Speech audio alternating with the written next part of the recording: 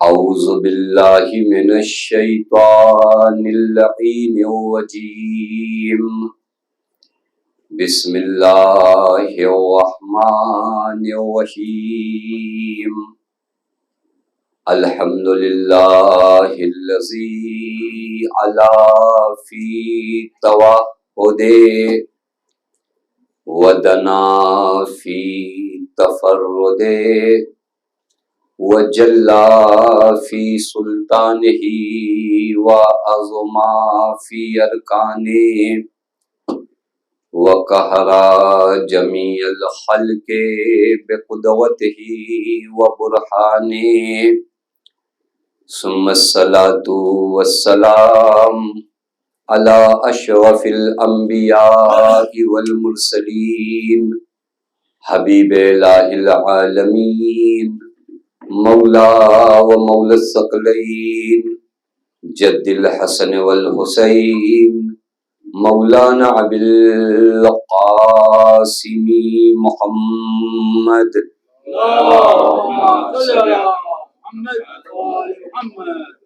وعلى اہل بیتہ الطیبین الطاہرین المعصومین المظلومین المنتجبین لا سیما بقیت اللہ فی الارضین واللعنۃ الدائمۃ الباقیۃ العاجلہ علی اعدائہم ومنکری فوائلہم وغاصبی حقوقہم ومخربی شریعتہم اجمعین من الآن الی یوم الدین اما بعد فقد قال اللہ الحکیم فی محکم کتابہ بسم اللہ الرحمن الرحیم یا ایہا الذین آمنوا اتقوا اللہ وکونوا مع الصادقین۔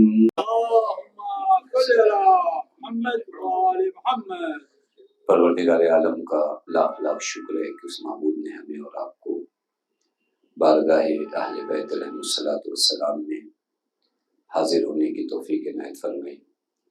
روایت میں ہے کہ اِنَّ لِرَبِّكُمْ فی ایام دہرکم نفحات الا فتعرضوا لها۔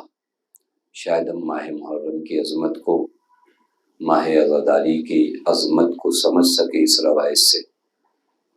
ارشاد ہوتا ہے کہ انا الا لربکم فی ایام دہرکم نفحات، تمہارے رب کی جانب سے، تمہارے پالنے والے کی جانب سے تمہاری زندگی میں کچھ خاص ہوائیں چلتی ہیں۔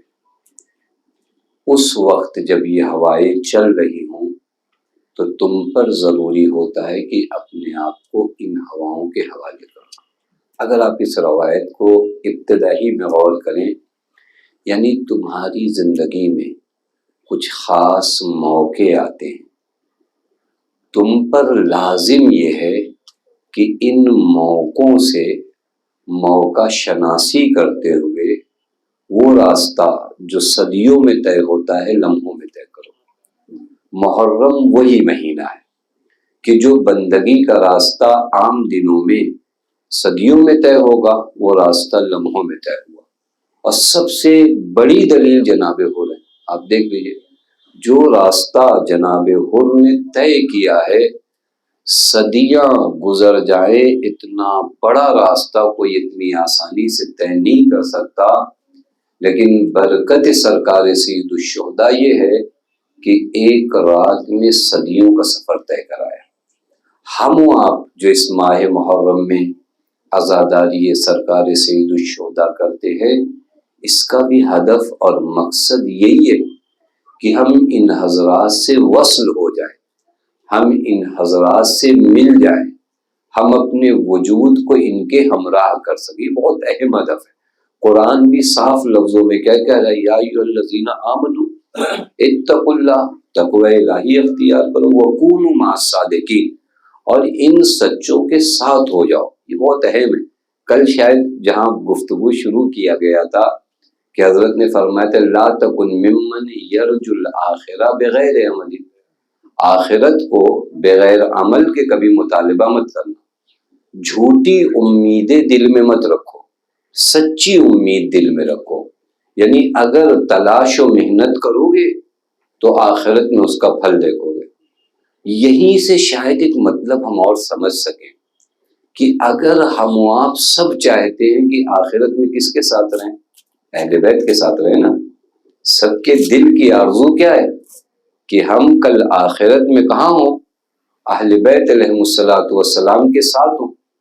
تو آخرت میں اہل بیت کے ساتھ رہنے کے لیے ضروری کیا ہے کہ دنیا میں اہل بیت کے ساتھ رہے ہو۔ جو دنیا میں اہل بیت کے ساتھ رہے گا وہ آخرت میں اہل بیت کے ساتھ ہوگا۔ قانون یہی ہے کہ اگر میں دنیا میں اہل بیت کے ساتھ رہا ہی نہیں تو پھر آخرت میں اہل بیت کے ساتھ کیسے رہوں گا؟ یہ بہت اہم مرحلہ ہے کہ مجھے پوری زندگی ایسی گزارنی ہے جو اہل بیت، اور ساتھ رہنے کا مطلب فزیکلی طور پر نہیں ہوتا۔ ابھی آپ کہیں کس زمانے میں ہم اہل بیت کے ساتھ کہتے ہیں، ساتھ رہنے کا معنی یہ ہوتا ہے کہ تمہاری زندگی کے راستے کون بتا رہا ہے، کس کے بتائے راستے پہ چل رہے، وہ راستہ جو اہل بیت نے بنایا۔ کہ میں ایک مثال دوں تو اور واضح ہو جائے۔ ایک صحابی ہیں امام کے محمد ابن مسلم، عظیم صحابی ہیں، امام باقر علیہ الصلوۃ والسلام کے اصحاب میں سے۔ امام کی خدمت میں ایک مرتبہ بہت پریشان حالت میں آئے تھے، ایسے آئے تھے کہ کوفے سے نکلے تھے، کئی ساتھیوں کے ساتھ نکلے تھے اور راستے میں شدید بیمار ہو گئے، بہت بیمار ہو گئے، اتنا بیمار ہو گئے کہ ان کے ساتھیوں کو لگا کہ بچیں گے نہیں۔ کیسے بھی کر کے ان کے ساتھیوں نے ان کو مدینے تک پہنچا دیا۔ پھر مدینے میں جہاں ایک جگہ اسٹے کیا، لوگوں نے ٹھہرے جہاں پر یہ لوگ سارے ان کے ساتھی امام سے ملنے گئے، یہ تو اس حالت میں بھی نہیں تھے کہ امام کے گھر جا سکتے، یہ مریض۔ ان کے ساتھی سب آئے امام کے پاس، امام سے کہا مولا ہمارے ساتھ محمد ابن مسلم بھی آئے تھے آپ کی زیارت کو، لیکن ان کے اندر اب اتنی طاقت نہیں کہ وہ آپ کے گھر تک حاضر ہو سکیں۔ حضرت نے کہا کہ ایک پانی لاؤ، پانی ایک برتن میں دیتا ہوں، محمد ابن مسلم کو پلاؤ، ٹھیک ہو جائیں گے۔ ہم ظاہر سی بات ہے حضرت کا وجود، حضرت نے پانی دیا، محمد ابن مسلم پیے پانی، ٹھیک ہو گئے۔ جیسے ہی ٹھیک ہوئے مولا کی بارگاہ میں چلے تو کوفے سے حضرت کی زیارت ہی کرنے۔ اب جو مولا کی بارگاہ میں آئے تو مولا کو دیکھتے جاتے ہیں روتے جاتے ہیں، دیکھتے جاتے ہیں روتے جاتے ہیں۔ حضرت نے فرمایا محمد ابن مسلم رو کیوں رہے؟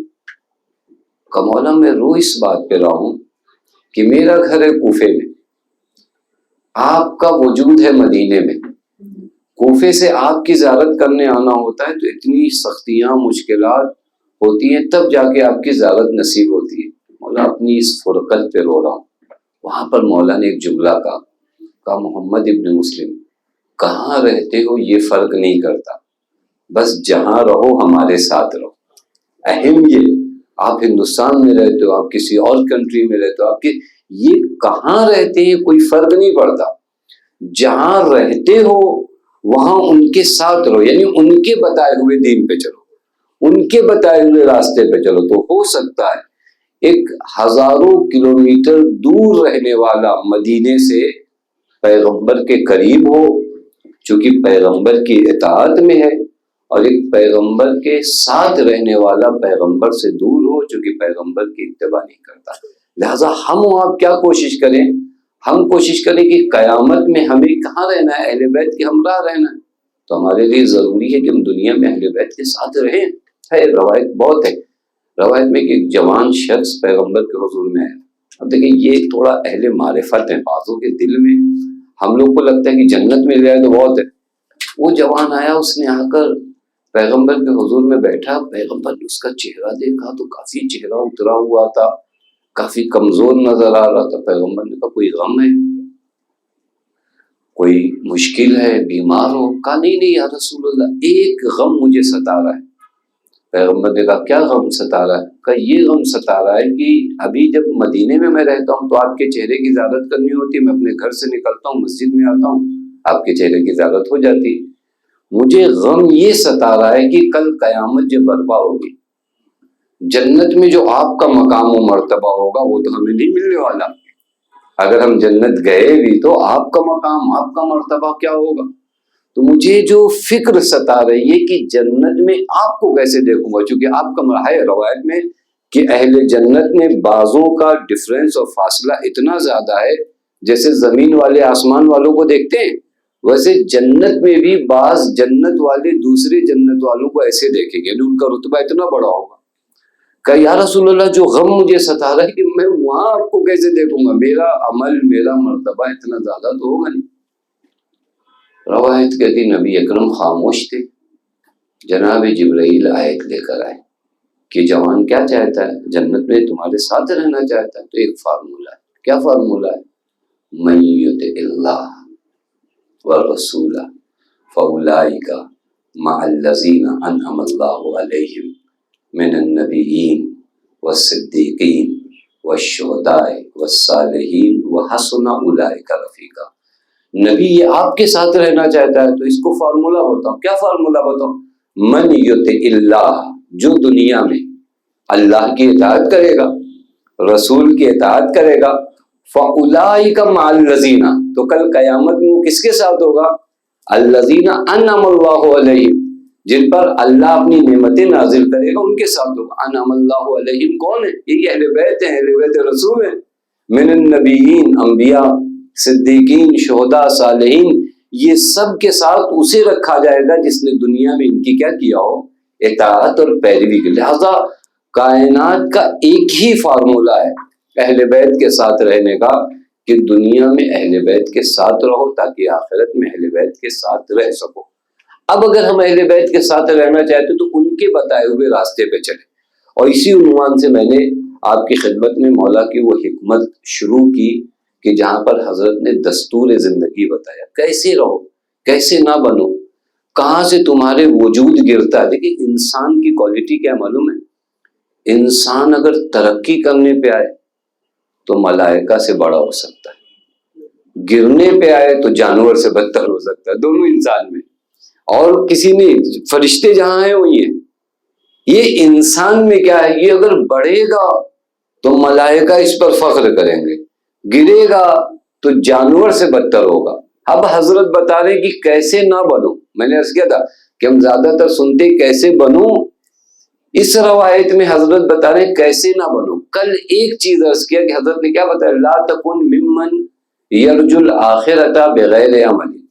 ہرگز ان لوگوں میں سے نہ بنو جو آخرت تو چاہتے ہیں، جنت کی تمام نعمتیں چاہتے ہیں، لیکن یہ جنت کی تمام نعمتیں بغیر عمل کے چاہتے ہیں. ایسے مت بنو، کیونکہ قرآن کا فارمولہ ہے ان لیس للانسان الا ما سعی. انسان کو اتنا ہی ملتا ہے جتنا وہ کوشش کرتا ہے. ہم دنیا میں بھی، دنیا میں آپ نے دیکھا ہے سود و نقصان وہ آدمی دکان میں دیکھتا ہے، سود و فائدہ جس کی دکان میں کچھ ہو.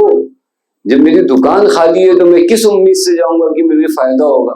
تو اگر ہم اس عالم سے بڑھنا چاہتے ہیں تو پہلا یقین کر لیجئے واقعی دنیاوی لحاظ سے اور اخروی لحاظ سے ایک اہم کامیابی کا راز حضرت کیا بتا رہے ہیں؟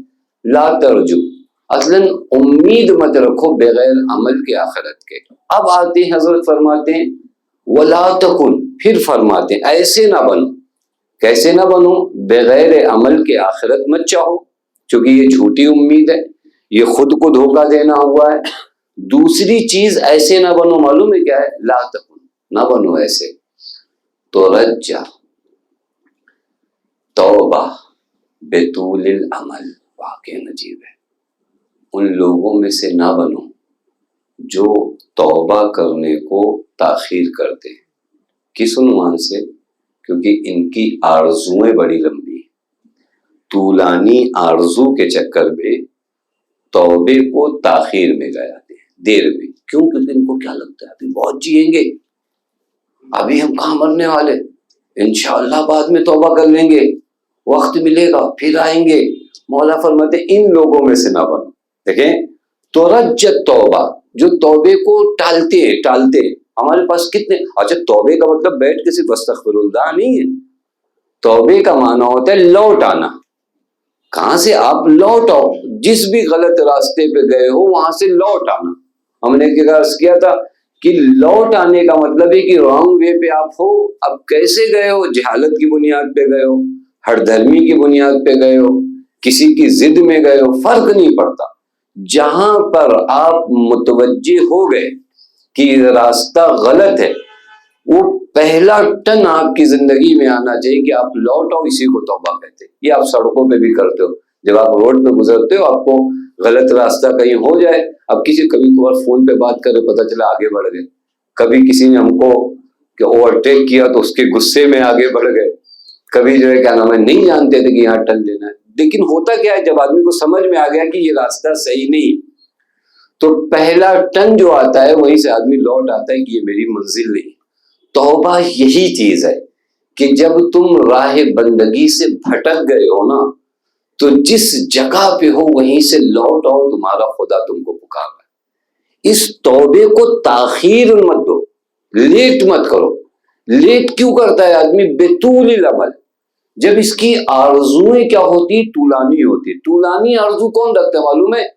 جس کو یہ لگتا ہے کہ مجھے کہاں موت آنے والی ہے، ٹھیک ابھی جئیں گے، ابھی کس نے کہاں مرنے والے ہیں، تو پھر بعد میں توبہ. اچھا کس کو پتا ہے؟ آپ مجھے انصاف سے بتائیں، وقت ہم لوگ کس قدر غافل ہیں. ابھی اگر میری گردن پہ کچھ حقوق ہوں، مجھے معلوم ہے کہ ان حقوق کو پھر میں ادا کر پاؤں گا.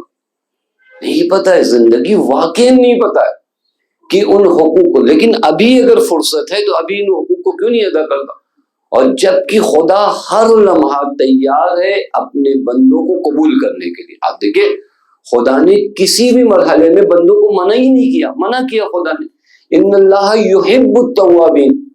اللہ محبت کرتا ہے توبہ کرنے والوں سے. اللہ محبت کرتا ہے. میں روایت دیکھ رہا تھا، عجیب روایت ہے. جناب موسیٰ علی نبی علیہ السلام خدا کے حضور میں مناجات کرتے ہیں. مناجات حضرت موسیٰ کافی مشہور. مناجات کر رہے تھے، اس طرح مناجات: یا الہ المطیعین، اے وہ خدا جو اطاعت گزاروں کا خدا ہے. یا الہ العابدین، اے عبادت کرنے والوں کے خدا. روایت کہتی جب کہا یا الہ المطیعین یعنی اے اطاعت گزاروں کے خدا، تو اللہ نے ایک مرتبہ کہا لبیک. پھر جناب موسیٰ نے کہا یا الہ العابدین، اللہ نے پھر کہا ایک مرتبہ لبیک. پھر جناب موسیٰ نے کہا یا الہ العاصین، اے گنہگاروں کے خدا. تو اللہ نے 3 مرتبہ کہا لبیک لبیک لبیک. جناب موسیٰ کو بہت تعجب ہوا. میں نے کہا عبادت گزاروں کے خدا، تو 1 مرتبہ آواز آئی. میں نے کہا اطاعت گزاروں کے خدا، تو 1 مرتبہ آواز آئی. میں نے کہا گنہگاروں کے خدا، تو 3 مرتبہ آواز آئی. پوچھا میرے اللہ ماجرا کیا ہے؟ میں نے تجھے کہا عبادت گزاروں کے خدا، تو تو نے کہا لبیک. میں نے کہا اطاعت گزاروں کے خدا، تو تو نے کہا لبیک. اور جب میں نے کہا گنہگاروں کے خدا، تو تو نے 3 مرتبہ لبیک کہا. موسیٰ، میرے اطاعت گزار بندے اپنی اطاعت پہ بھروسہ کیے ہوئے، میرے عبادت گزار بندے کو پاس اپنی عبادتیں ہیں، لیکن میرے گنہگار بندوں کے پاس میرے علاوہ کوئی اور نہیں ہے. میرے گنہگار بندوں کے پاس میرے علاوہ کوئی اور نہیں ہے. جب میرے گنہگار بندوں کے پاس میرے علاوہ کوئی اور نہیں ہے، تو خدا اپنے ان بندوں کو جو بہت پامال ہوتے ہیں جلدی اٹھاتا ہے. لیکن حق کیا بنتا ہے؟ تو رجت توبہ نہ ہو، توبے کو ٹالیے مت. بے طول العمل، طول العمل یعنی بہت لمبی لمبی آرزو. دیکھیے آرزو رکھنا غلط نہیں، آرزو نہ ہونا، تمنا نہ ہو آپ کے پاس، تو آپ کی زندگی میں امنگ نہیں باقی رہے گی. کچھ ہر آدمی کے پاس تمنا ہونا چاہیے، مجھے یہ کرنا ہے، یہ کرنا ہے، یہ کرنا ہے. لیکن یہ تمنا اتنی طولانی ہو جائے کہ آخرت بھلا دے. پیغمبر فرماتے انی اخوف، 2 چیزوں سے میں ڈرتا ہوں اپنی امت کے لیے. دیکھیں جو پیغمبر بتائے نا کہ یہ خطرناک چیز ہے. ہم کو اگر کہیں الیکٹرک کا بورڈ لکھا ہوتا ہے، لکھا جاتا ہے ڈینجر، تو ہم اپنے بچوں کو بھی وہاں نہیں جانے دیتے کہ وہ کمپنی والوں نے لکھا ہے ڈینجر، اس کے قریب مت جانا. خوب پیغمبر بتاتے ہیں کہ 2 چیزیں بہت خطرناک ہیں. میں ڈرتا ہوں اپنی امت کے لیے کہ ان 2 چیزوں کے قریب نہ جائیں. ایک کیا ہے معلوم ہے؟ ایک ان میں سے یہی طول العمل، اور ایک اتباع الہوا، یعنی اپنے نفس کی پیروی کرنا اور بڑی بڑی آرزویں رکھنا. کیوں معلوم ہے؟ پیغمبر فرماتے اتباع الہوا، جب بندہ اپنے نفس کی پیروی کرتا ہے تو معلوم ہے کیا ہوتا ہے؟ یسد عن الحق، نفس کی پیروی کرنے والا حق کے ساتھ نہیں چل پاتا، نفس کی پیروی کرنے والا، اپنی خواہشوں کی پیروی کرنے والا وہ حق کے ساتھ نہیں چل پاتا۔ طول العمل، جن کی آرزویں لمبی ہوتی ہیں، یہ لمبی آرزو کیا کرتی؟ ینسی الآخرہ، آخرت کو بھلا دیتی ہے۔ بس آرزو ہونا ضروری ہے۔ تھوڑا سے دین کو ہم لوگ سسٹمیٹک جو ہے دین ویسے سمجھیں، ایک مطلب نہیں ہمیں کسی چیز کی آرزو نہیں، یہ بھی غلط ہے۔ آپ کے اندر کچھ خواہشیں ہوں، کچھ آرزو ہیں کہ ہم کو یہ کرنا ہے، لیکن یہ آرزویں اتنی بڑھ جائیں کہ آپ آخرت بھول جاؤ، یہ خطرناک ہے۔ میں مثال دوں تو شاید آسان ہو جائے۔ پانی کتنا ضروری ہے ہمارے لیے؟ بہت ضروری ہے۔ یہی پانی اگر نہ ملے تو زندگی نہیں ہے، زیادہ ہو جائے تو پھر بھی زندگی نہیں ہے۔ اگر بارش نہ ہو تو بھی زندگی نہیں ہے، بارش زیادہ ہو تو بھی زندگی نہیں ہے۔ بارش جو لمٹ ہے وہاں تک ہو تو یہ نعمت ہے۔ بارش اگر سیلاب بن جائے تو کیا کرتا ہے؟ بارش اگر سیلاب بن جائے تو پوری محلے کو ڈبا دیتا ہے۔ کیوں؟ کیونکہ یہ بارش کا پانی اب سیلاب ہو گیا۔ آرزو بھی ایسی ہے، اگر ایک دم نہ ہو تو زندگی جینے کی خواہش نہیں رہے گی، اتنی ہو جائے کہ آخرت بھول جاؤ تو خطرناک ہو جاتی ہے۔ آپ کبھی غور کریے گا، اگر ایک دم آرزو نہ ہو، روایت میں، میں آپ کو روایت سے عرض کروں تاکہ وہاں سے مسئلہ آسان، روایت میں کہ جناب موسیٰ علی نبینا وعلیہ الصلوۃ والسلام، یا جناب عیسیٰ، یہ کنفیوژن میری طرف سے، کہ جناب عیسیٰ نے ایک شخص کو دیکھا بڑھاپے میں، وہ کدال لے کر، وہ پھاڑوا لے کر کھیتی کر رہا ہے۔ جناب عیسیٰ نے اللہ تعالیٰ کو مخاطب کیا، کہا میرے اللہ اس کے دل سے آرزو نکال لے، تمنا اس کے دل سے نکال لے۔ اللہ نے دعا قبول کی، تمنا جیسی نکلی، اس نے اٹھا کر جو ہے پھڑوا ایک طرف رکھا، کدال ایک طرف لیٹ گیا آرام سے۔ یا موسیٰ نے کہا میرے اللہ دوبارہ ڈال دے، دوبارہ پھر اس نے اپنا سامان اٹھا لیا۔ کہا یہ دو کام کیوں کیا تم نے؟ کہا دیکھو جب آرزو نہیں ہے، تمنا نہیں ہے، تو پھر میں نے سوچا کس چیز کے لیے کام کروں، کیوں کام کروں؟ مجھے مر جانا ہے، میں کیوں کام کروں؟ لہٰذا اطمینان سے، یعنی آرزو نہ ہو تو انسان کا وجود ایکٹیو نہیں ہو سکتا ہے۔ میں بیٹھ گیا لیکن پھر دوبارہ آرزو آئی، امید آئی میرے دل میں، پھر لگا کہ نہیں، میری عمر کے ہر آدمی مرتے تو نہیں ہیں، میرے بچوں کے لیے مجھے کام کرنا ہے۔ جیسے یہ امید آئی پھر میں اٹھ گیا۔ پر دیکھیں امید بہت اچھی چیز ہے، لیکن طول العمل، یہ تعبیر روایت کے نوجوان بچے آتے، طول العمل، لمبی آرزویں، اتنی لمبی آرزویں کہ جو موت کو بھلا دیں، جو آپ کے دماغ سے آخرت نکال دے، ان کے لیے حضرت کیا فرماتے ہیں معلوم ہے؟ حضرت امیر کی قربائی ہے، بڑی ہنسی ہے۔ یا من بدنیا ہو اشتغل وقد غرہ طول العمل والموت یاتی بغتۃ والقبر صندوق العمل۔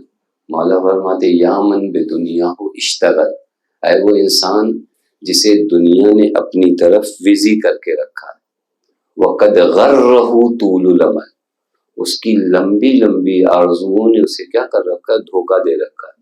والموت یاتی بغتۃ، موت ایک بیگ آتی ہے، والقبر صندوق العمل، اور تمہیں وہاں پہنچا دیا جاتا ہے جو تمہاری قبر ہے، جو تمہارے عمل کی صندوق ہے۔ بس آپ غور کر رہے ہیں، تو رجت توبہ، توبہ کیجئے، طول عمل کے چکر میں توبہ، اور توبہ ہمارے یہاں توبے کا بھی اپنا وقت ہوتا ہے کہ ریٹائرڈ ہو جائیں گے، کوئی کام نہیں رہے گا تو سارے گناہ یاد کریں گے، ایک ایک کی توبہ کریں گے۔ توبہ جوانی میں عجب مزہ ہے، عجب مزہ۔ میں نوجوان بچوں کی عرض کروں، بعض چیزیں بعض لوگوں سے زیادہ خوبصورت ہے، توبہ سب کے لیے اچھا ہے۔ ایک روایت ہے، بڑی حسین روایت ہے، میں آپ کو بتاؤں۔ بعض چیزیں جیسے دیکھیں تقویٰ، یہ تقویٰ سب کے لیے ضروری ہے، لیکن بعض لوگوں میں زیادہ ضروری ہے۔ پیغمبر کی حدیث ہے، پیغمبر فرماتے العدل حسن، عدالت سے کام لینا اچھا ہے سب کے لیے، ولیکن فی الامرا احسن، لیکن اگر تم حکومت کر رہے ہو نا تو عدالت تمہارے لیے اور اچھی ہے، چونکہ تم اگر عادل رہو گے تو بہت لوگوں پہ اثر پڑے گا۔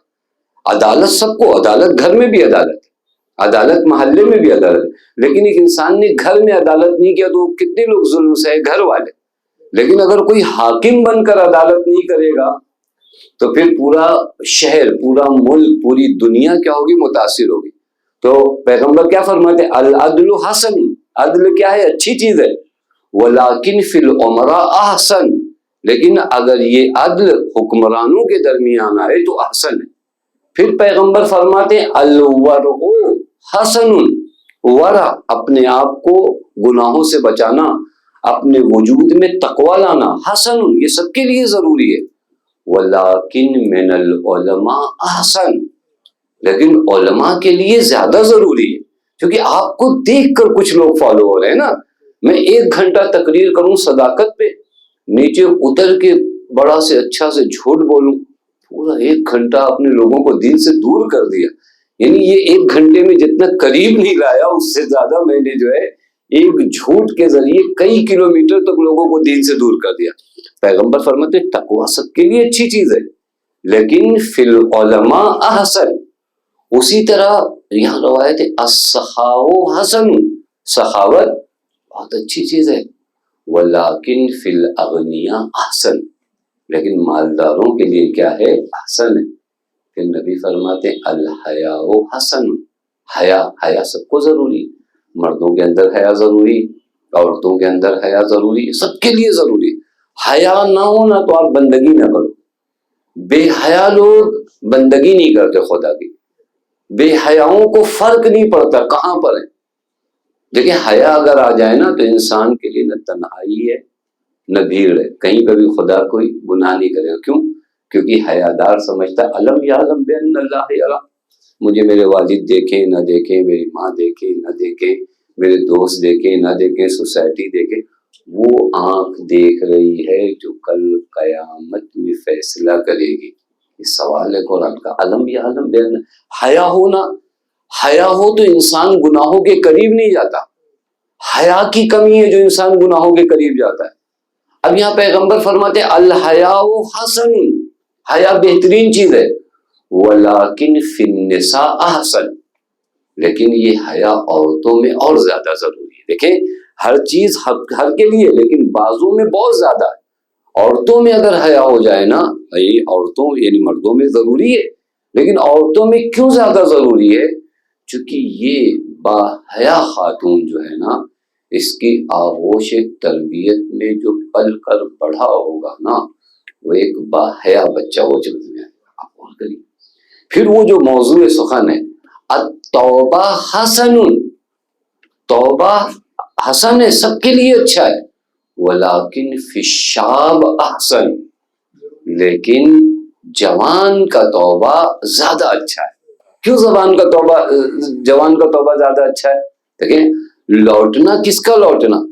وہ لوٹے نا جس کو اور زیادہ گناہوں میں جانے کی طاقت تھی۔ آپ کبھی غور کریے جوان کا توبہ کیوں حسن؟ میں بعض گناہ ایک عمر کے بعد میں کر ہی نہیں سکتا، آپ کہ ہم نے اس گناہ سے توبہ کر لیا، کون سا گناہ کر دیا؟ اب آپ کو دکھتے ہی نہیں تو اپنا محرم کو نہیں دیکھتے، آپ کہ ہم نے توبہ کر لیا، آپ نے توبہ نہیں کیا، بات ختم ہو گئی۔ آپ غور کر رہے ہیں، میں بول نہیں پا رہا ہوں، اب اس کے بعد میں کو نہیں، اب تو غیبت نہیں کرتا، کون سا توبہ کیا؟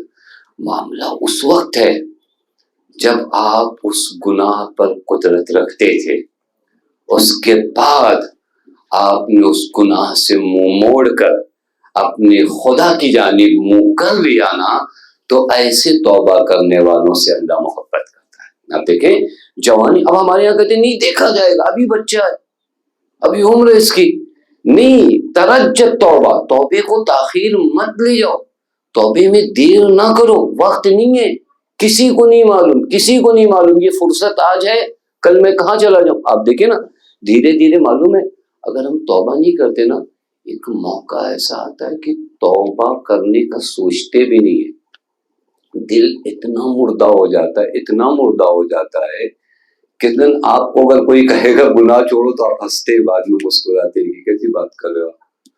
یہ ابھی جب تک آپ کا دل زندہ ہے نا، یہ ہے روایت میں کہ المومن یحتاج الی ثلاث خصال، مومن کو 3 چیزوں کی ضرورت ہمیشہ ہے۔ کتنی چیزوں کی ضرورت؟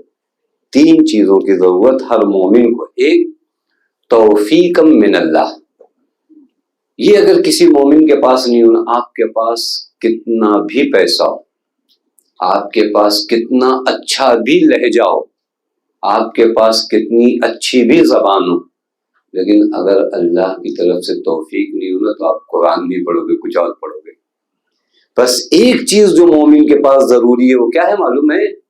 توفیق من اللہ، اللہ کی جانب سے۔ اور امام زمان کی دعا کتنی حسین ہے، اللہم ارزقنا توفیق التا۔ یہ دعا کا واقعہ ہمارے یہاں تھوڑا معنی اس دعا کا پڑھا خوب جاتا ہے، لیکن اس دعا کا معنی کریے۔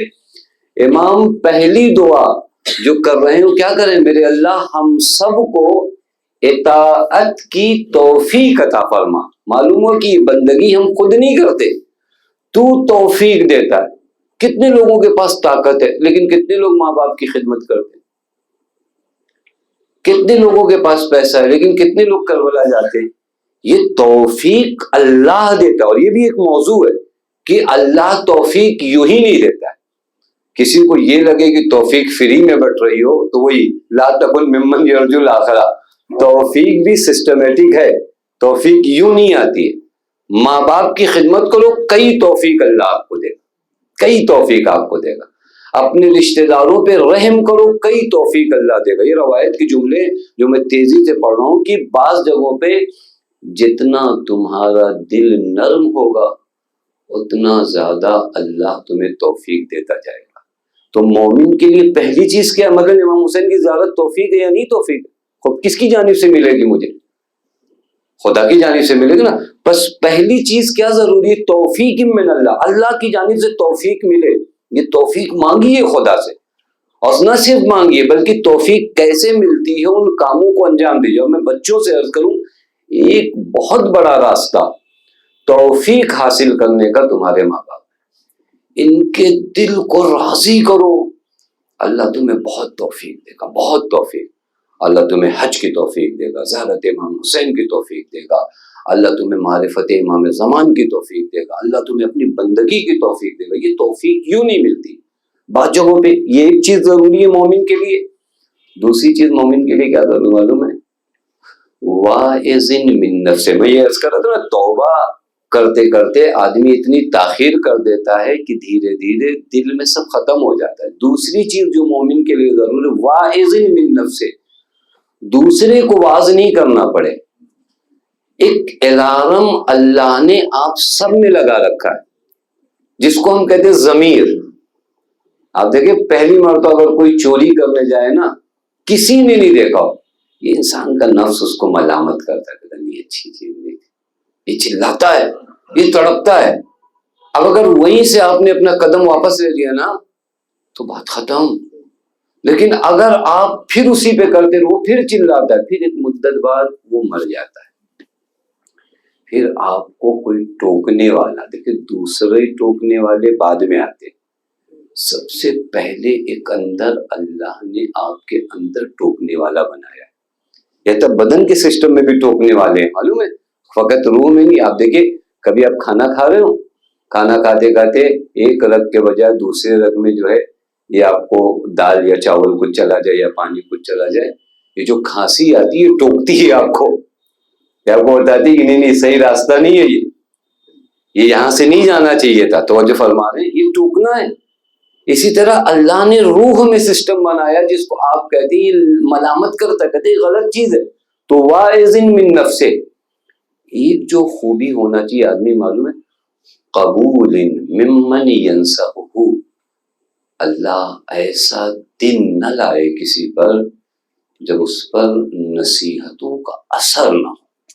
یہ خطرناک ہے۔ یہ آدمی آئی سی یو، اس سے زیادہ خطرناک جگہ جو ہو آپ سمجھ لیجیے یہ وہاں پر ہے کہ جب اسے کسی کی نصیحت قبول کرنے کا بھی مرحلہ ختم، اصلا اثر ہی نہیں، وگرنہ اگر قبول ممن ینصحہ ہو نا، ایک بات سے انسان بدل جاتا ہے۔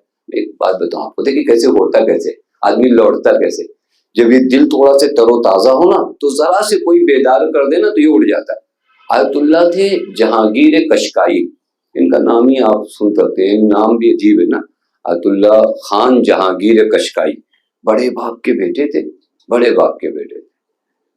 ایک عمر تک جو ہے یہ پرانے زمانے میں میوزک بجانے کے لیے تنبور وغیرہ آتا تھا، وہ اس سے بجاتے تھے، یعنی ان کا سب سے محبوب مشغلہ کیا تھا، یہ تھا۔ بعد میں آ گئے بروجردی کے استادوں میں ہوئے، ایک زمانے تک آرام سے یہ لہو و لہب میں مشغول تھے۔ ایک مرتبہ ان کا تار ٹوٹا، وہ کوئی تار تھا وہ خراب ہوا، گاؤں سے نکلے کہاں پر، بازار میں، کہ یہ تار تھوڑا ٹھیک کرائیں کسی دکان میں جا کے۔ تو ایک دکاندار سے انہوں نے پوچھا، یہ میرے تنبور کا تار جو ہے ٹوٹ گیا ہے، کون صحیح کرتا ہے؟ تو اس دکاندار نے کہا، اس کو جانے دو، ایک تار تمہارے دل کا ٹوٹا ہے، اس کو صحیح کرو۔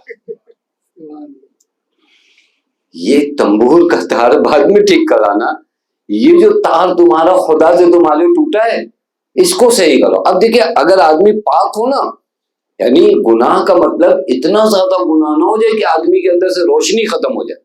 اب یہ پاک آدمی تھے، اس نے کہا ایک تار تمہارا ٹوٹا ہے خدا سے، اس کو صحیح کرو پہلے۔ انہوں نے اس سے پوچھا، کہاں صحیح ہوتا ہے یہ تار؟ کو سامنے مدرسہ دیکھ رہے، وہاں پہ یہ تار صحیح ہوتا ہے۔ کہتے وہیں سے انہوں نے اپنے اس آلت موسیقی کو توڑا، اس کے بعد گئے حوضے سے نکلے تو آ گئے بروجردی جیسے مراجے کے استاد میں قرار پائے۔ خدا کے گھر میں پھر جب خدا انقلاب لاتا ہے نا، انسان کے اندر چینجنگ لاتا ہے، کتنی جلدی بدلتا ہے۔ لیکن یہ کب ہوتا ہے؟ جب گناہ اتنے زیادہ نہ ہو جائیں، کہ آدمی کے اندر نصیحت قبول کرنے کا سارا معرکہ ختم ہو جائے۔ تو حضرت فرماتے قبول ممن یسو، اگر کوئی تمہیں نصیحت کرے، تمہارے اندر وہ چیز ہو کہ تم ایکسپٹ کر لو، تم قبول کر لو، یہ دل اتنا مردہ نہ ہو جائے کہ نصیحتیں قبول نہ کر پاؤ۔ دل کیسے مردہ ہوگا؟ جب گناہ پہ گناہ ہوتا چلا جائے گا، جب میں توبے کو ٹالتا جاؤں گا، جب میں سوچوں گا کہ ابھی یہ کرنا ہے، یہ کرنا ہے، یہ کرنا ہے، ابھی بہت وقت ہے۔ یہ جو جملہ آپ کہتے ہیں نا، بہت وقت ہے، یہ اپنے آپ کو دھوکہ دینا ہوتا ہے، کیونکہ ہو سکتا ہے بہت دن زندہ رہو، لیکن بہت دن بعد توبے کی توفیق ملے، یہ گارنٹی نہیں۔ یہ کہاں سے آپ لے سکتے ہیں؟ یہ دل اگر مردہ ہو گیا تو پھر اس دل کو توفیق توبہ نہیں ملے گی، اور اگر اس دل کو توفیق توبہ نہیں ملے، بات ختم۔ مولا کیا فرماتے ہیں؟ ترجت توبہ، انسان کیا کرے؟ توبے میں تاخیر نہ کرے۔ حضرت بتا رہے ان لوگوں میں سے نہ ہو، ان لوگوں میں سے نہ ہو، ان لوگوں میں سے نہ بننا جو بڑی بڑی آرزوؤں کے چکر میں توبے کو ٹالتے، اگلے سال انشاءاللہ شب قدر کے اعمال میں معافی مانگ لیں گے، اب اگلے سال ہمارا دل ایسے ہی رہے گا۔ آج یہ دل زندہ ہے جو کہہ رہا ہے کہ غلطی ہوئی ہے، اگلے سال اس دل پر ایسا وقت آ جائے گا کہ اس کو غلطی لگے گی نہیں، تو توبہ کس چیز کا کریں گے؟ یہ دو مرحلہ ہو۔ پھر حضرت فرماتے لا تکن، ان لوگوں میں سے نہ ہو، یقولو فی الدنیا بقول الزاہدین ویعملوا فیہا بعمل الراغبین۔ عجب روایت۔ ہرگز ان لوگوں میں سے نہ ہونا جو جب دنیا کے بارے میں باتیں کرتے ہیں تو باتیں ایسی کرتے ہیں جیسے دنیا سے ان کو نفرت ہے، لیکن جب ان کے عمل کو دیکھو تو ان سے زیادہ دنیا سے محبت کرنے والا کوئی نہیں۔ یعنی انسان کے عمل اور انسان کے قول میں زمین آسمان کا فرق ہے۔ ان لوگوں میں سے جو جب بات کریں گے دنیا ایسی ہے، ایسی ہے، ایسی ہے، دور رہنا ہے، دنیا کی محبت نہیں، لیکن جب اس سے دیکھو تو سب سے زیادہ دنیا میں یہی ڈوبا ہوا۔ آپ پوری تاریخ اٹھا کر دیکھیں، بعضوں کی واعظ و نصیحت ایک اعلیٰ، لیکن جب بات منصب، مقام، شہرت کی آتی تو سب سے پہلے لائن میں یہ کھڑے ہوتے۔ حضرت فرماتے ان لوگوں میں سے مت ہونا کہ باتیں کرو تو دنیا سے بیزاری کی باتیں کرو، عمل میں جب تمہیں دیکھا جائے تو تم سے زیادہ دنیا کے قریب کوئی نہ ہو۔ یعنی ظاہری شکل زاہدوں والی بنائے ہو اور تمہارا دل جو ہے دنیا کے علاوہ کچھ اور سوچتے، یہ خطرناک مرحلہ ہے، یہ خطرناک مرحلہ۔ بعض روایات میں ہے کہ جب انسان کا ظاہر انسان کے باطن سے زیادہ خوبصورت لگے تو روایت کہتی ہے، خدا کہتا ہے فَهُوَ عَدُوِّي، یہ میرا دشمن ہے. جس کا ظاہر اس کے باطن سے زیادہ خوب، یعنی ظاہر بہت اچھا، اندر کثافتیں، خدا کہتا ہے فَهُوَ عَدُوِّي، یہ میرا دشمن ہے. اور پھر روایت کہتی ہے جس کا ظاہر اور باطن خوبصورتی میں ایک جیسا ہو فَهُوَ مُؤْمِن، وہ مومن ہے. اور جس کی ظاہر سے زیادہ اس کا باطن خوبصورت ہو فَهُوَ وَلِی، وہ مومن نہیں ہے، وہ اولیاء میں سے. توجہ فرما لیں، یعنی ہم کوشش کرتے ہیں کہ اپنے آپ کو ایسا ظاہر کریں کہ ہمیں دنیا سے محبت نہیں، لیکن مقام عمل میں، اب دیکھیں مقام عمل اور مقام قول میں بہت فرق ہوتا ہے نا. مولا کہتے ہیں ان لوگوں میں سے نہ بنو جن کے قول و فعل سیم نہیں ہوتے، جن کی باتوں میں الگ باتیں ہوتی ہیں، جن کے عمل الگ ہوتے ہیں، جو خوب دنیا دنیا دنیا سے لوگوں کو دور کرتے ہیں. بعد میں پتہ چلا کہ یہی سب سے زیادہ دنیا میں غرق ہے. آپ تاریخ کی مثالیں سب جانتے ہیں، تاریخ میں کتنے لوگ تھے مشہور تھے زاہد. یہی وہ لوگ جو زاہد بننے پھرتے تھے، جب منصب بٹنے لگے، جب دولتیں بٹنے لگی ظالموں کے ہاتھ سے، سب سے پہلے لائن میں یہ کھڑے تھے. حضرت فرماتے ان لوگوں میں سے اپنے آپ کو قرار نہ دینا، یہ تمہاری منافقانہ زندگی نا تمہیں اہل بیت سے دور کر دے گی.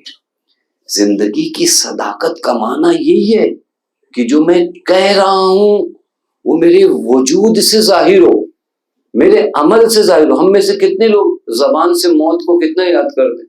آپ چیک کریے، تھوڑا سا ایک دو باتیں ایسے کریے نا. جیسے بھی کوئی مرتا کہتے ہیں انا للہ و انا الیہ راجعون، موت آنی ہے، سچ ہے، حقیقت ہے، موت سے فرار نہیں ہے. یہ جملے اس سے کہلوا لیجیے. خوب موت کو اتنا یاد کرتے ہو، عمل میں موت دکھائی دیتی ہے نہیں دکھائی دیتی؟ میرے سامنے کبھی مجھے دکھے تو، یہ آخرت دکھے تو میں آخرت کی باتیں زیادہ کرتا ہوں، لیکن خود میرے سامنے آخرت موجود نہیں ہے. یہ خطرناک ہے، یہ خطرناک ہے. حضرت فرماتے ہیں یقولو، یہ جب باتیں کرتا ہے دنیا کے بارے میں تو بقول الزاہدین، تو جیسے زاہد باتیں کرتے ویسے باتیں کرتا ہے. وَيَعْمَلُ فِيهَا عَمَلَ الرَّاغِبِينَ، اور جب یہ عمل انجام دیتا ہے تو ایسا عمل انجام دیتا ہے کہ دنیا میں جیسے غرق ہو گیا. اور جس دن انسان اپنے عمل کے ذریعے دنیا میں غرق ہو جائے نا، تو یہ وہ انسان ہوتے ہیں جو امام وقت کے مقابلے میں آتے ہیں. یاد رکھیے، دنیا ہونا غلط نہیں، دنیا کی محبت میں اسیر ہونا خطرناک ہے. جب دنیا کی محبت اتنی بڑھ جائے کہ تمہیں دنیا کے علاوہ کچھ نظر نہیں آئے، تو پھر وہ خطرناک دور شروع ہوتا ہے جہاں سے امام سے تمہارا رابطہ کمزور ہوتا جاتا. سرکار سید الشہداء نے روز عاشور اپنے خطبے میں اسی حقیقت کی جانب متوجہ فرمائے. روز عاشور مولانا نے کیا خطبہ دیا؟ الحمدللہ الذی خلق الدنیا فجعلها دار فناء وبوار متصرفة بأهلها حالا بعد حال فالمغرور من غرته والشقی من فتنته. عجب خطبہ دیا. مولا بتا رہے تم جو راغبین دنیا ہو نا، تم دنیا کی جانب جتنا رغبت دکھا رہے ہو، تم کو دنیا کی محبت نے دھوکہ دے رکھا ہے. دنیا کی محبت میں غرق ہو جو حسین ابن علی کے مقابلے میں آئے. اگر دنیا کی محبت نے تمہیں اندھا نہ کیا ہوتا تو تمہیں نجات شہر رے میں نظر نہیں آتی، حسین کے قدموں میں نظر آتی. ابھی جو تم کو نجات کہاں نظر آ رہی؟ شہر رے اچھا لگ رہا ہے، یہ شہر رے میں نجات ہے ہی نہیں. دنیا کی رغبت نے کیا کیا؟ تمہاری آنکھوں کو اندھا کیا. لہذا مولا نے یہ پردہ ہٹانا چاہا. مولا نے کیا فرمایا؟ الحمدللہ الذی خلق الدنیا فجعلها دار فناء وبوار. تمہیں پتہ ہے اللہ نے اس دنیا کو ہمیشہ رہنے کے لیے نہیں بنایا، دار فنا بنایا ہے، دار زوال بنایا ہے. متصرفۃ بأہلها حالا بعد حال، اس دنیا میں کسی کے پاس کچھ ہمیشہ نہیں رہتا. آج جوانی یہ کل نہیں رہتی، آج صحت ہے کل نہیں ہے، آج مال ہے کل نہیں ہے، آج مقام ہے، کوئی چیز جب خود دنیا ٹیمپریری ہے تو یہاں کی چیزیں کہتے ہمیشہ رہیں گی. آپ کبھی غور کریے نا، جب یہ دنیا ٹیمپریری ہے تو آپ کہیے کہ یہاں کا منصب ہمیشہ رہے گا، یہ ہو ہی نہیں سکتا. جو چیز خود ٹیمپریری ہے اس کی چیزیں کہتے ہمیشہ رہنے والی ہے. مولا فرماتے ہیں متصرفۃ باہلھا حالا بعد حال، یہ دنیا ہر لمحہ چینج ہوتی ہے، چینج ہوتی ہے. پھر فرماتے فالمغرور من غرته والشقی من فتنته، دھوکہ معلوم ہے کون کھاتا ہے؟ جو اس دنیا سے دھوکہ کھا جائے. والشقی من فتنته، ناکام کون ہے معلوم ہے؟ جو اس دنیا کے چکر میں آ جائے. پھر حضرت فرماتے فإنها تقطع رجاء من ركن إليها وتخيب طمع من طمع فيها. مولا فرماتے فإنها تقطع، اس دنیا سے امید مت لگانا. اس دنیا نے ہر اس انسان کا اعتماد توڑا ہے جس نے اس دنیا پہ بھروسہ کیا ہے، جس نے اس دنیا کو للچائی نگاہوں سے دیکھا ہے. دنیا نے اس کی طمع پوری نہیں کی ہے. حضرت بتانا چاہ رہے ہیں کائنات میں فقط ایک ذات ہے مورد اعتماد، وہ ہے تمہارا خدا. بھروسہ کرنا ہے، نہ اپنی طاقت پہ بھروسہ کرو، نہ اپنے مال پہ بھروسہ کرو، نہ اپنے مقام پہ. یہ سب نعمتیں ہیں، اس کا شکر کرنا ہے، لیکن ان سب پہ اعتماد کرنا یہ خطرناک ہے. میرا منصب مجھے یہاں تک پہنچائے گا، میرا نہیں فإنها تقطع رجاء من ركن إليها. جس نے بھی اس دنیا پہ بھروسہ کیا اس دنیا نے اس کی امید توڑی. کربلا میں کبھی دیکھو، کربلا میں ایک لمحے کے لیے بھی امام حسین کے خیمے سے امید نہیں گئی. کربلا میں پیاس ہے خیمہ امام حسین میں، یاس نہیں ہے. مایوس کوئی نہیں ہے کربلا میں. حسین کے خیمے میں کوئی مایوس نہیں، نا امیدی نہیں ہے. خود یہ ایک موضوع ہونا چاہیے کہ کربلا میں امیدی کا درس کیسے دیا گیا. کربلا میں مایوسی حسین کیا ہے ہی نہیں، ہے ہی نہیں. نہیں آپ پڑھتے مقتل میں کہ جب شہادت کا وقت جیسے جیسے قریب ہو رہا تھا حضرت کے چہرے انور سے نور اور اتنا زیادہ ابھر کر سامنے آ رہا تھا. یہ مایوس انسان کے چہرے سے تو یہ نور نہیں آتا. کربلا میں نا امیدی کیوں نہیں ہے؟ کیونکہ کربلا میں خدا کے علاوہ کسی اور طاقت پہ بھروسہ ہے ہی نہیں. تلواروں پر، تیروں پر، فوجوں پر بھروسہ کر کے نکلو گے تو امیدیں ٹوٹیں گی. ذات حق تعالیٰ پہ بھروسہ کر کے نکلو گے تو خدا قادر ہے، کبھی امید نہیں توڑتا. یہ دنیا ہے، یہ دنیا ہمارے عمل سے پتہ چلنا چاہیے کہ ہم دنیا کو کیسا دیکھیں. حضرت فرماتے ہیں فإنها، تم ہرگز ایسے نہ بنو کہ تمہارا عمل دنیا طلب ہو، تمہاری باتیں جو ہے دنیا سے دوری ہو. یعنی بات اور قول میں فرق نہ ہے، عمل اور قول ایک جیسا ہو. جو باتیں کرو وہ عمل میں لے آؤ. دنیا کی نسبت جب اپنی زبان میں رغبت نہیں دکھاتے تو تمہارے عمل سے بھی پتہ چلے کہ تم دنیا کو آخرت تک پہنچنے کا ذریعہ سمجھتے ہو، تم دنیا کو مقصد نہیں سمجھتے. جنہوں نے دنیا کو مقصد سمجھا وہ حسین سے دور ہو گئے. جنہوں نے دنیا کو آخرت کا ذریعہ سمجھا انہوں نے اس جان کو دے کر اپنی زندگی کو ہمیشہ ہمیشہ کے لیے زندہ کر دیا. کیا کیا اصحاب حسین نے؟ اپنی جانیں قربان کی. لیکن یہ جانیں قربان کہاں، یہ تو حسین نے زندہ کر دیا. حبیب اب اتنا زندہ ہو گئے کہ 1400 سال سے حبیب کا تذکرہ ختم نہیں ہوتا. یہ غلام کو کون جانے، جناب جون غلام ہے، لیکن جون کو حسین نے ایسا دنیا والوں سے پہچانوایا کہ 1400 سال بعد بھی کوئی جناب جون کو جب خطاب کرتا ہے کیا کہتا ہے؟ بے ابی انتم و امی، اے جون میرے ماں باپ آپ پر فدا ہو جائیں. ہاں یہ زندگی، یہ زندگی بس عزیزو. کربلا کے یہ وہ پیغامات ہیں جنہیں حسین نے بہت قربانیاں دے کر آپ تک پہنچائی. اور خاص کر یہ جو ایام چل رہے ہیں بہت سخت ہیں اہل بیت عصمت و طہارت پہ یہ دن، چونکہ بہت سخت ہوتا ہے ان بیویوں کے لیے نرغے آدھا میں چلنا. جو بیویاں جب اپنے گھر سے نکلتی تھی تو محرموں کے درمیان ہوتی تھی. آپ سب جانتے ہیں کہ جناب زینب جب کوفے میں آئی ہیں نا بعض علماء کہتے ہیں جب دن میں پہنچے ہیں تو امام حسن کو مولا نے پیغام بھجوایا کہ حسن زینب تمہارے ساتھ ہے، دن کے اجالے میں کوفے میں نہ آنا۔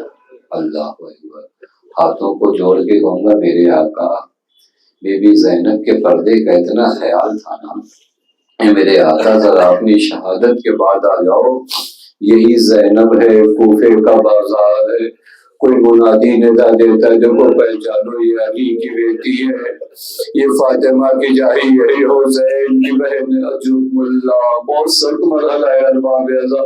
کبھی آپ نے سنا ہے کوئی چھوٹی سی بچی جس کا بابا اس دنیا سے چلا جائے، ہر کوئی آ کر اس بچی کو دلاسا دیتا ہے، ہر کوئی آ کر اس بچی کو تسلیت دیتا ہے، لیکن اللہ کربلا میں تو ہم نے عجیب دیکھا، جو آیا سکینہ کے رخساروں کے تماشا مار، بچی ہر تماچے پہ اپنے چچا کو پکارتی تھی، بچی ہر تماچے پہ اپنے بابا کو پکارتی تھی۔ ارباب اعضاء یہ اس وقت مرحلے تھے جو جناب سکینہ سلام اللہ علیہ طے کر رہی تھی۔ کبھی آپ نے دیکھا ہے کسی یتیم کے سامنے اس کے باپ کا کٹا سنوں کے نیزہ جو اللہ اکبر، عزیز و بیٹی کے لیے بڑا سخت مرحلہ تھا۔ معلوم ہے جب یہ سر بازاروں سے گزرتا تھا نا تو بعض ملعون اس سر پہ پتھر مارتے تھے۔ اللہ اللہ نہ کرے اولاد کے سامنے باپ کے سر پہ پتھر مارا جائے۔ شاید یہی وجہ تھی جب یہ سر شام کے زندان میں بھی ڈالا تو سکینہ نے بابا کے لبوں کو دیکھا اور فرمایا اے میرے بابا یہ آپ کے لب سے خون کیسے بہ رہے ہیں، اے میرے بابا یہ آپ کے رخسار سے خون کیسے بہ رہے ہیں، اے میرے بابا یہ آپ کے سر سے خون کیسے بہ رہے ہیں۔ اور پھر خود ہی کہتی ہے بابا ارے آپ کے لب صرف زخمی نہیں ہے، اے بابا صرف آپ کا سر زخمی نہیں ہے، اے بابا ذرا اپنی بچی کی جانب بھی دیکھیے، ارے کوفے سے شام، شام سے زندان تک تیری بچی کو اتنا مارا گیا، ارے رخساروں پہ تماچوں کے نشان۔